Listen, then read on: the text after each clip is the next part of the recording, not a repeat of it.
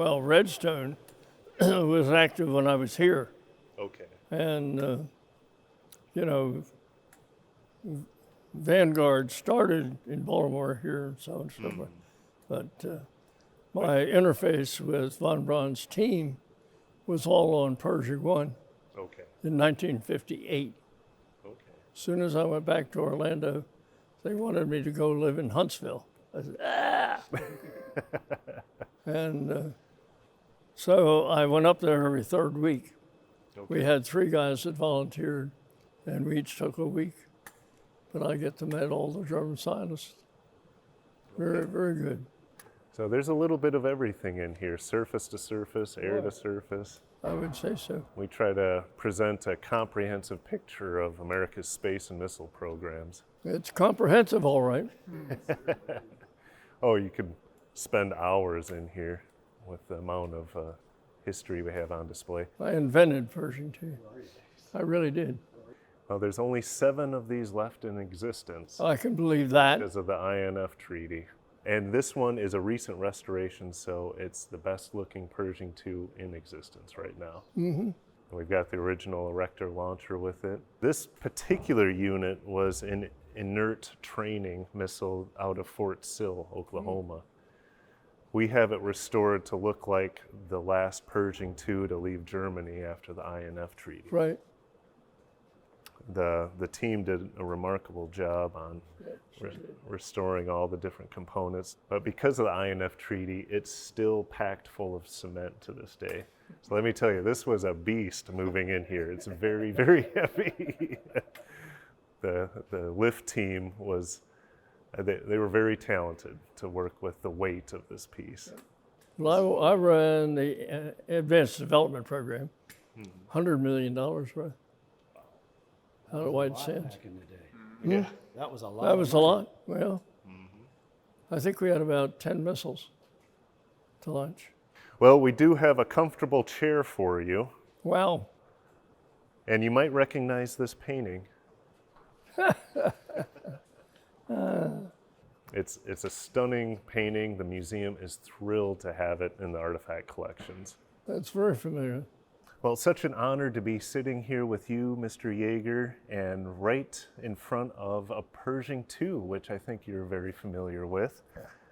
I read that you had a mindset of a career in aviation at the age of 12. Exactly. Was that inspired by America's experience in World War II?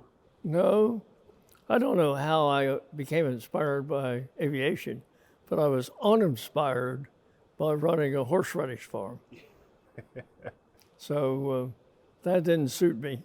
And at age 12, my dad said, "You're going to take over the business when you get out of high school, aren't you, bud?" I said, "No, Dad. What are you going to do?" I said, "See that airplane? I want to do something with that." So at that point in time, I was headed toward Penn State. And my uncle waved in and said, "Morris, you ought to send Bud to MIT." His son went through MIT, master's degree in 4 years, straight 4.0. You know, totally incredible. I barely made it in my 4 years, but that's okay. I got what I wanted out of it. I got a good education, and but I never related that to World War II. Okay. I didn't have any inkling to do that. Did you develop a distaste for horseradish over time? I didn't have to develop a dislike. I never developed a like. Yeah. I have to admit, I love horseradish, so it's... You returned to Martin Company in Baltimore after a whirlwind couple of years in the 1950s. Right. You were assigned to the Vanguard program and a temporary move to Florida. Right, 1 year. Before we jump into your work with Martin, what were your first impressions and experiences of Cape Canaveral like? What did you think of Cape Canaveral? A good friend and I took a train down, got off in Melbourne, and went to that wonderful little hotel there. And then we wandered up to Patrick, and actually, you know, got to see what we were going to be and where we were going to be. We settled in Cocoa, but only for about a month or two because we didn't like it. So we moved to Orlando, and we were able to get into the Cape through Titusville, through a north entrance. Okay. So it would come straight into the hangar, which was a big help. And we developed a carpool when Martin even gave us a car to run back and forth. Nice. And so that was the way we operated. Getting used to Hangar C took some doing, and life in general at the Cape. I mean, the food truck would come around, thank heavens, at noonday, and offer us any kind of lunch we wanted. And so that worked well. But being at Central Control the night that Sputnik was launched, and they, of course, tracked it, so. We have a range optical unit here called the ROTI that's behind the Pershing 2. I'll have to show it to you in a little bit. That actually tracked and allegedly photographed Sputnik in orbit. Yeah. I haven't seen the photos, but we have the equipment that tracked it from the Cape. So that's pretty Well, it was low enough, so we saw it at its perigee. They said, go outside and you'll be able to see it on its fourth orbit, and I did, and I could. Wow. All of us pretty much went out and saw it. I don't know how many other people are alive to say that, but that was an experience. And certainly invigorated you to follow up. But we had a couple Vanguard failures, and so von Braun jumped in with his military boosters. That's what Eisenhower didn't want, but he was ready to accept that by the time Sputnik was there and Vanguard was failing momentarily. Just test vehicles, Mm-hmm. You would expect a failure now and then. But that's the way it went. And then, we finally achieved orbit.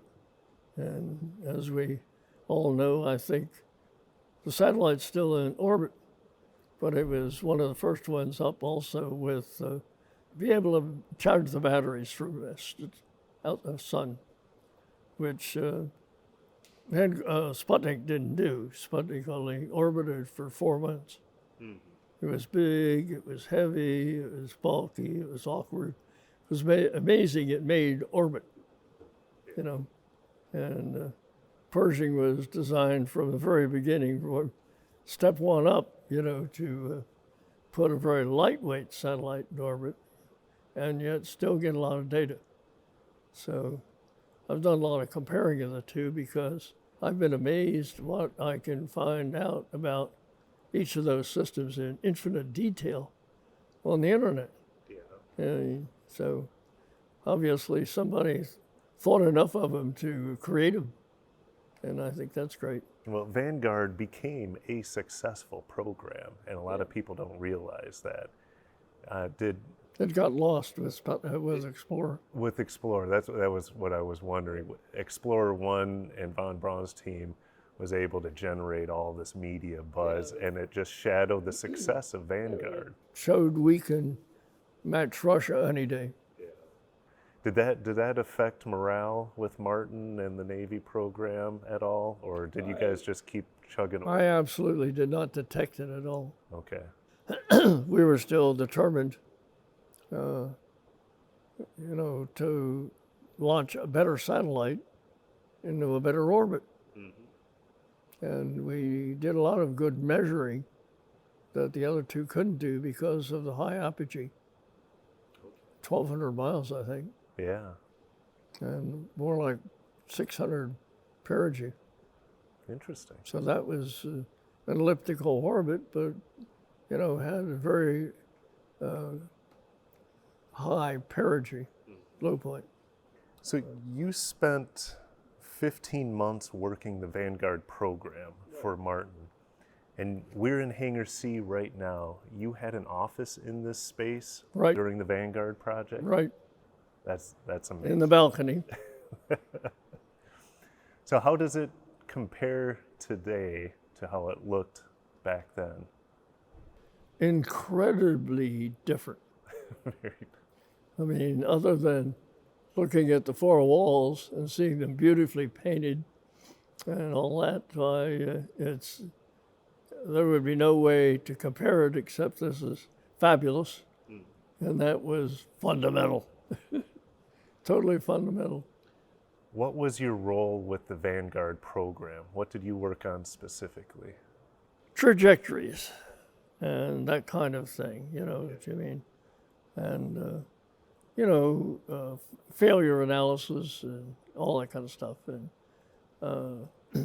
I also did a lot of mechanical work. You know, I aligned the warhead. I put scuppers on the missile so it wouldn't shake from vortex shedding and all that kind of thing. Was that your first experience working range safety on? Yes, absolutely. And it was almost like I was part of the range safety operation. Okay. They relied a lot on me. Was that working directly with the Air Force range Oh, safety? yes. Okay. And they were great, but we just clicked. And that involved working different flight paths and trajectories? And Yeah, vectors? mostly trajectories and creating when you would shoot one down. Okay. I mean, you wouldn't let it go beyond this line if you were tracking it, or you would shoot it down because it would fall in dangerous territory. Interesting. Territory you didn't want it to fall in. So you'd shoot it down, Yeah. blow it up. Public safety. We never blew any up, but I was there to track a lot of them and see how my trajectories were working and that kind of thing. With that line of work, did that ever take you out to any of the tracking stations on the islands? No, No? Okay. Just curious. just everything here. So you spent time here in Hangar C. What about Launch Complex 18, where they launched the Vanguard rockets? Were you in the blockhouse? And Oh yeah, absolutely. were you there for several of the Vanguard launches? Well, yeah, finally, more importantly, I was there for TV3, which is the one that blew up. Yeah. Well, it was a catastrophe and obviously very upsetting. But I think our crew handled it quite well. They didn't have a lot of choice, so they just, said, we're sorry, the rocket motor quit, and we can't tell you why. We don't think anybody can tell you why, and just a happening. And gee whiz, gosh, let's move on. Was there a sense of urgency to figure out what went wrong? Let's fix it. Let's get on the pad again as No. quickly as possible. Because we literally knew we could spend a lot of time trying to figure out why a rocket motor stops without being programmed to stop. I mean, think about that. Rocket motor's on, and it stops. I mean, if it's, it could have been the fuel system, but doubtfully, it had been fueled. It had all the oxygen it needed, LOX, for the first stage, and boy, it made a mess when that second stage went off, because it, quite a boomer. Yeah, I bet. Yeah, and I was in charge of quick look. I said, it doesn't take much time. It rose 3 foot off the pad and blew up. The engine stopped. Yeah. That was the end of that, on to the next test vehicle.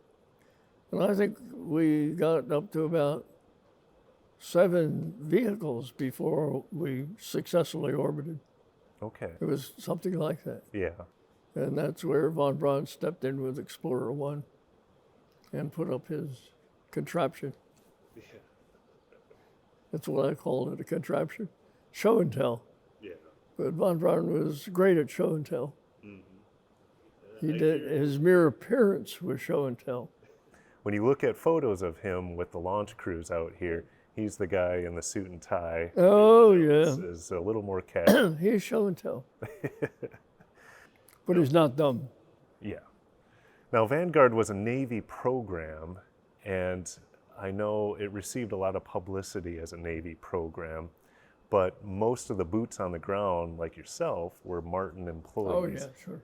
Was there any friction with that? With No, Navy? we had our NRL counterparts. Okay.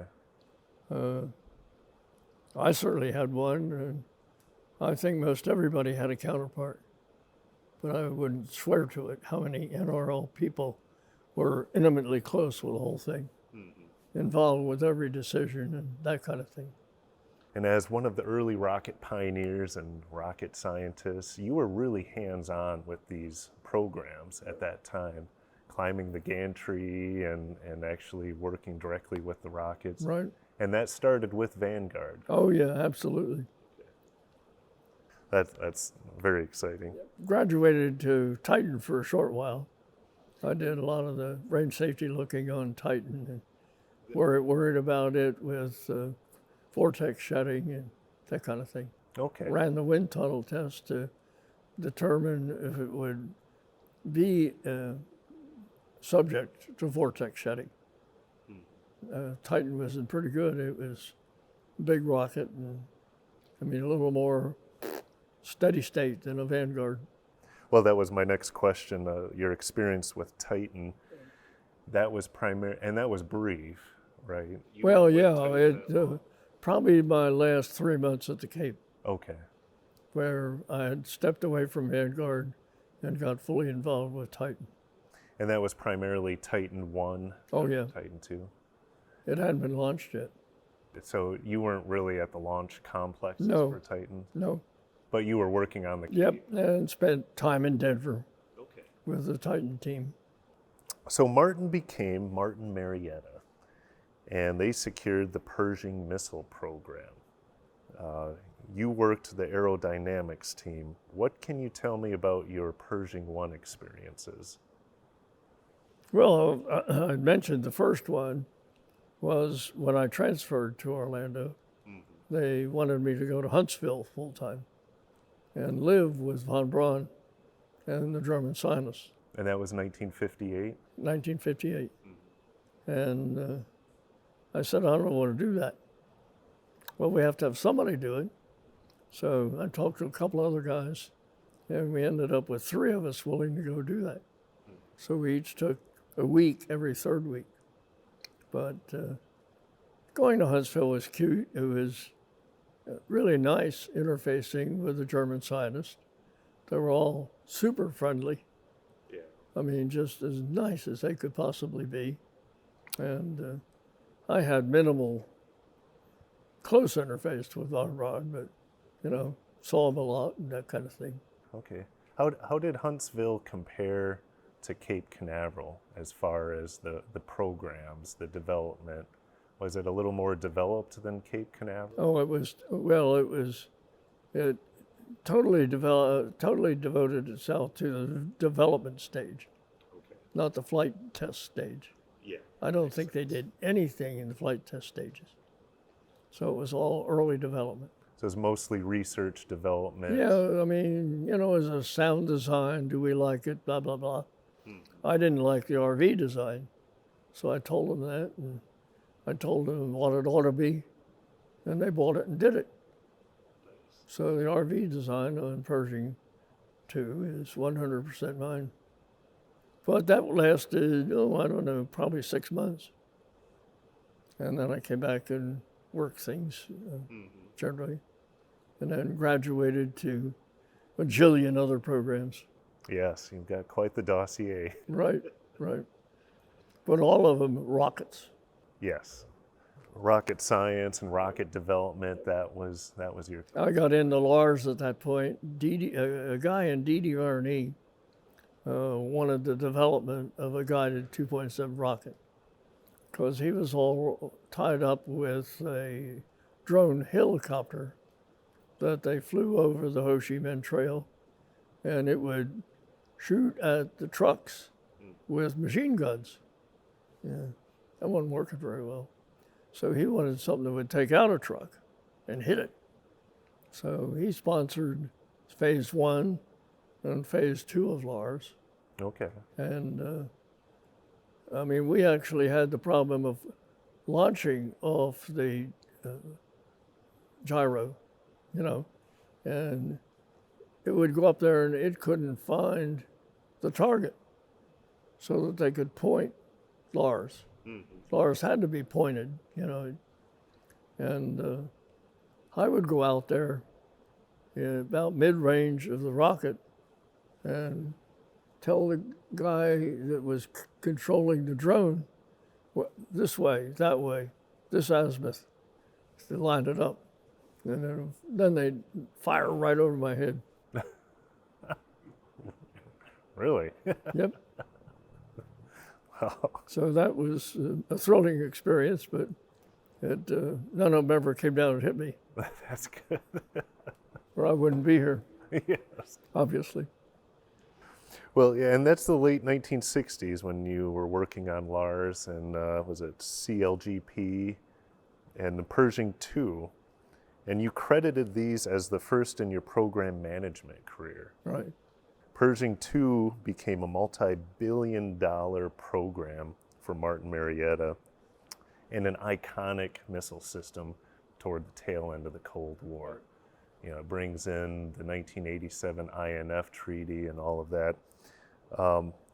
What successes and challenges do you recall from the Pershing II program? Getting the Army to accept it and pay it. They said, we're not interested. Really? This was a DOD directive to proceed with it. I had sold it totally to DOD, and somebody way up in DOD directed that it be funded and move forward. And the Army said, no, we have all our money budgeted on airplanes. And so I climbed to the top of DOD. There was no sense going to strategic system, or tactical system, so I went to strategic. And then presented my case of the threat this would make to the Russians. And boy, he bought it hand and foot. Really? He passed down the word, you will fund this immediately. So that was the first challenge. And then one of my other challenges is we got out to the range and a couple of test shots, and we weren't meeting the CEP of 30 meters. So I said, I want our airplane that can dive on the target with the radar, and I want to see what the radar picture looks like. Well, we did that, and we found out it changed every day depending on the moisture in the cactus. So I went to the Army and I said, you know, we've got to salt this target. We've got to make it look, give it enough reflectivity things to make it hit. I mean, it has to look like a Russian airfield and runway. So, you know, they didn't like to do that, but this guy in DOD told them to get on with it, do it. And he was a great friend. Really character. I could tell stories about him. And so they went on with it, and the next shot hit her right on. Nice. And that was, you know, they continued to demonstrate success, so it went into total development. Mm-hmm. I didn't go with it then. I just did AD, which was a couple of years and $100 million. Wow. We proved in our advanced development program that we could go 1,000 miles and have a 30-meter CP, and we also demonstrated earth penetrators. We didn't put nukes in them, but we demonstrated they go down about 75 feet. So they fulfilled their mission. They served their purpose as a deterrent. So their destruction through the INF Treaty didn't really affect you much. No, it had done its thing. Yeah. And I don't think the Germans were interested in supporting deployment of it. And obviously, we didn't have any mission to do that. What would we accomplish? Yeah.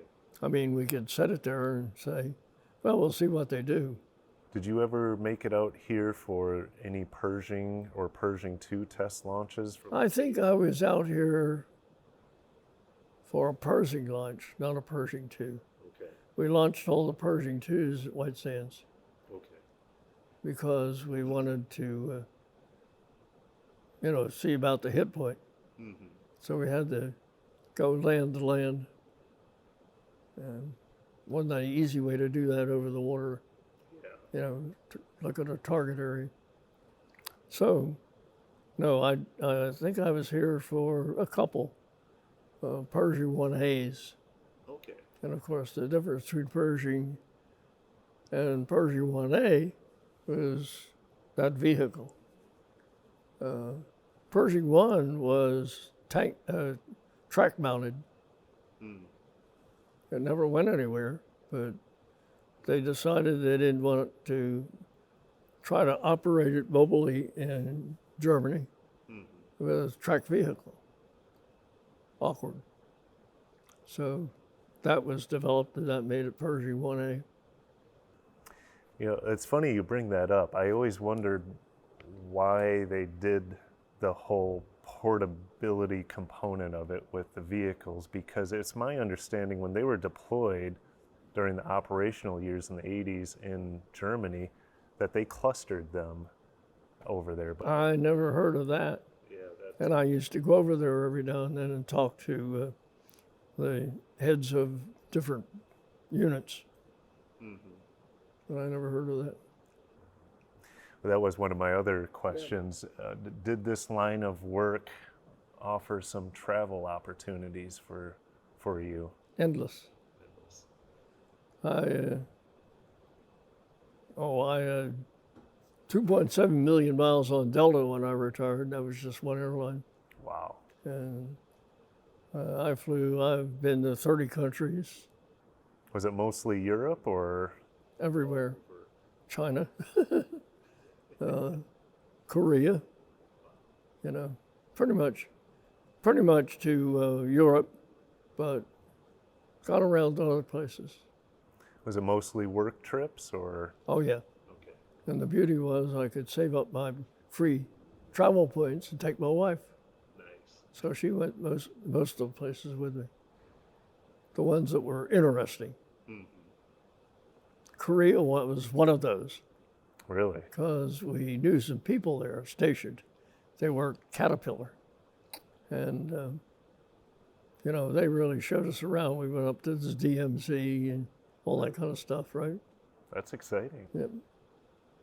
We had a lot of exciting trips, and a lot of them evolved around attending annual air shows. Okay. There's an annual big air show in London at Farnborough, and then there's one in France around Paris, Okay. and they were great. The Martin Company would have a unit to entertain and do all that kind of stuff. Mm-hmm. So they were a lot of fun. What kind of work were you doing for Martin on those travel excursions, if you don't mind me asking? Was it developing partnerships or looking for contracts? Visiting the field. Okay. And, working with the Germans, I had actually study contracts from the German government, but not on Pershing. I mean, they were all on ballistic guns, bullets. Yeah, and I saw that you did some work with Orlikon. Oh yeah, that was ADATS. Okay, that was That ADATS. was That's later. super interesting. A good friend, being international consultant, said, "Bud, you ought to go talk to Dieter Buehler, 14th richest man in the world, head of Orlik and Buehler, and he had one unit that made anti-aircraft guns, and everybody else was making missiles, so he wanted a missile." And he said, "I presented this opportunity to Douglas, and they turned it down." So I said, "Well, I'll give it a whirl." So I went over and met with Dieter and his team, and walked away with $30,000 to do a little study and tell him what we would do if he funded a big program. And we did that, and he liked it and funded it. But then I ran into a problem. One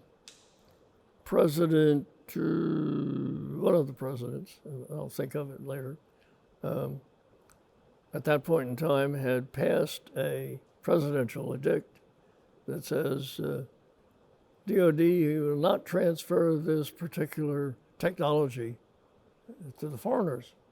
And that really put a stopgap. And I went over and got very acquainted with the U.S. ambassador. And he was a character. Oh boy, he was a character. You know, we first met, there he is, like he's a dog here, you know. And he said, I told him what I wanted. I wanted some help to get this darn thing approved. And he said, "What's in it for me?" Well, I said, "We can credit all the sales to the F-5 offset." "Oh, that'll never happen on my watch, Bud. Come on." So I went home and presented the problem to my bosses, and they came up with the idea of transferring our in-house money market thing to his bank. He still owned a bank in Orlando. Okay. So he arranged to get the thing approved he dated the secretary to the president and slipped something to her. She slipped it to the president on an helicopter trip to their retreat. That was that. So we got the final approval to proceed. Okay. And that became about $300 million to Martin.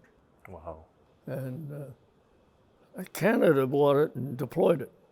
Okay. We took it up to deployment, but at that point in time, the existing war had no threats from air. So they said, you know, we don't need this, so we're not going to produce it. That was the end of Martin's involvement in it. Well, interesting. That was after developing it. And so that was an extremely interesting 4+ years Really? of a lot of trips to Switzerland and enjoying the environment of Dieter Buehler. Yeah. And then when Lockheed came into the scene, you were with Lockheed for a while, right? I was never with Lockheed alone. Okay. I was, when Lockheed came into the act, I had left Martin because I wasn't happy that I was getting promoted. My fellow friends were. And I went to the general manager, and he said, "Bud, you're not ready." I said, "Not ready? Come on." Like, listen, things I had done and gotten involved in. I said, "If I'm not ready, I never will be. Bye-bye." And my boss had retired, and we bought out International Laser Systems, who made lasers. And they were not good at producing our needs, so we bought them. But then a month later, along comes another company and buys us out. And so I went to work at Litton Lasers. Litton came along and did that. And I went to work for them and my boss. He became president. and I was VP of VD. Well, he wanted to retire again, so he retired after about 2 years. And I'd worked my way in, so I became president. So I ran the company for the next 6 years. Okay. And developed it quite nicely. And the laser systems, were they for guidance? They were basically range distance kind of thing.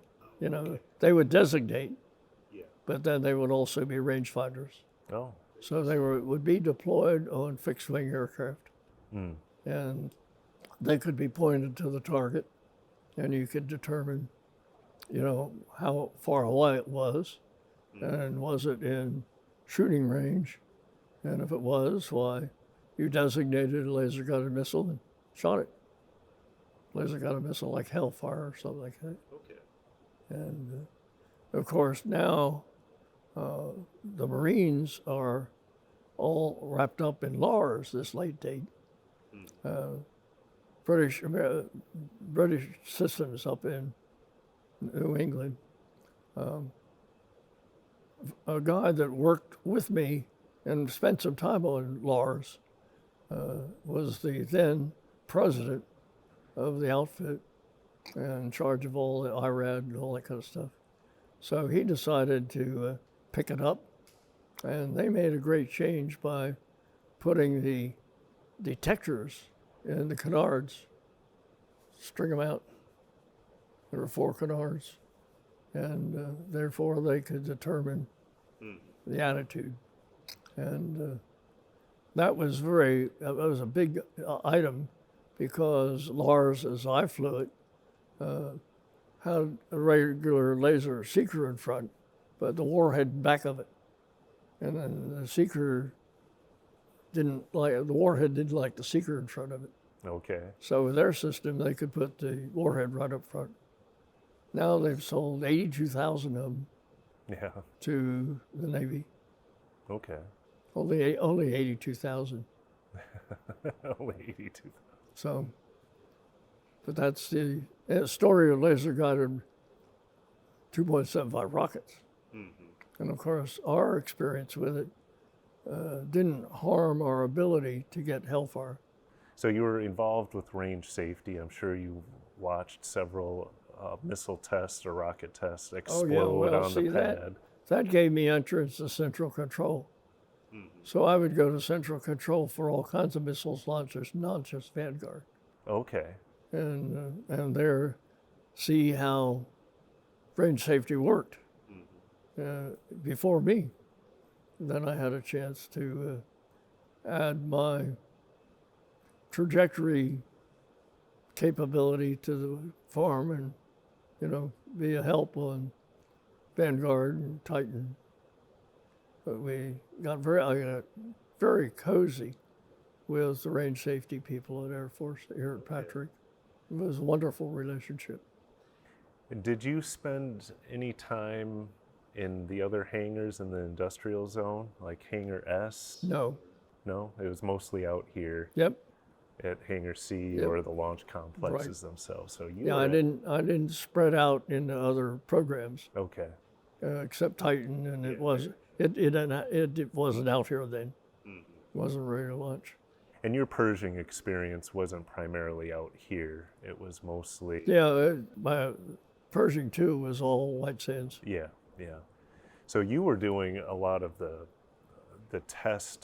experimental test launches for Pershing 2 out west. I think by the time the Pershing 2 launches came to the Cape, it was more for training Army Yeah, well, I would personnel. agree completely. Yep. Yeah, that makes sense. Because they did launch a lot. Yeah, and Of the Pershing I had 2s moved out on here. by then. Yeah. I mean, to Copperhead. I mean, I did a study for DDR&E called CLIGUP, Cannon Launch Guided Missile. And they liked it, so we came up with a CLIGUP program, which evolved in the Copperhead, which became another multi-million-dollar program for Martin.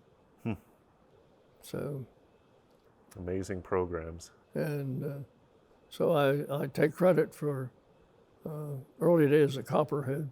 Mm-hmm. Early days of Hellfire, early days of Pershing II, early days of ADATs. I came up with a longbow, and that came to fruition. Mm-hmm. And everything I touched, I was able to perform on. Nice. And all of it. The only failure I had was I wanted to sell Pershing II as a satellite launch vehicle.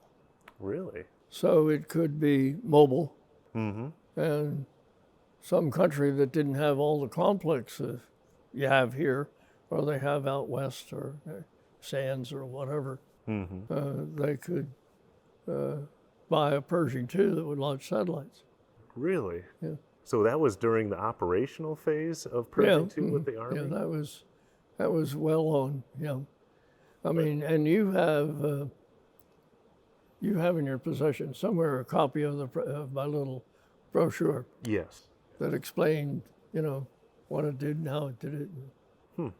But it didn't fly. I'm sure Army Department was, probably wasn't I fond was of it. all alone on that one. Well, we can't win them all. Nope. That's All alone. But all of these programs that you worked on are the ancestors to what's out there today. Like everything that's operational today can be traced back to these developments. Mm-hmm. You're part of the pioneering stages of all of that. That's very exciting. That's quite a legacy. And it's an honor to sit here and talk with you about all of this. Well, I've worked hard, and I'm ashamed I'm tired at age 90, and not quite as sharp as I was at age 60 or 50 or 40.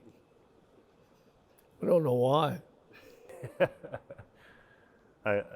It's been wonderful talking to you about all of this. It's been wonderful talking to you. And I hope we can share some more conversations and stories down the road. And we've got a lot of history out here to share with you, and you're a part of all of this. And Draper's a wonderful name to me because I did a lot with the Draper Labs. Did you really? Yeah, a lot. And that was fun because, I'd go up there to interface with the Draper Labs, and it was right at MIT. So I'd be able to knock on the door of the president. One of my fraternity brothers became president. Really? For years. I could knock on the president's door and say, "How you doing? What's up?" That was always fun. But I really, really enjoyed my interface with Draper. I mean, a bunch of great guys, smart guys. Well, I wish I could claim connection to that line. Right. I hail from a you very connect only different by Draper name. line. Well, just with Yeager, I get the Draper question all the time. So we've got that connection going. Yeah, mine's Uncle Chuck. Yep. I'm from Michigan. And there was a hockey player with the Red Wings, Detroit Red Wings, named Chris Draper. And so I would get the question is, are you related to Chris Draper? Yeah, right. And I say, oh yeah, my cousin Chris. Yeah, right. Well, Chuck was always my Uncle Chuck. Uncle Chuck.